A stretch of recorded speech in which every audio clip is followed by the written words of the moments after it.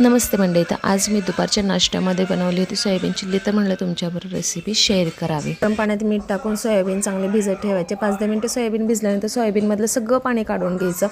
मग त्या सोयाबीनमध्ये तांबडा तिखट, आलं लसणाची पेस्ट, थोडंसं मीठ टाकायचं आणि साठं टाकायचं. साठा नसेल तुम्ही तांदळाचं पीठ यूज करू शकता. मी इथे तांदळाचं पीठच यूज केलेलं आहे. ते सगळं मिक्स करून चांगलं मुरत ठेवायचं. इकडे चला आपण सॉस बनवायची तयारी करतो. सॉससाठी मी घेतले आहे soya sauce, red chilli sauce, tomato sauce आणि त्याच्यावर शेजवान चटणी आणि थोडंसं तांदळाचं पीठ टाकायचं, पाणी टाकायचं आणि हे सगळं चांगलं मिक्स करून घ्यायचं. सॉस पण आपण बनवून ठेवलेला आहे. म्हणजे आपण सोयाबीन मुरत ठेवले होते ते चांगले लाल रंग येईपर्यंत तळून घ्यायचे.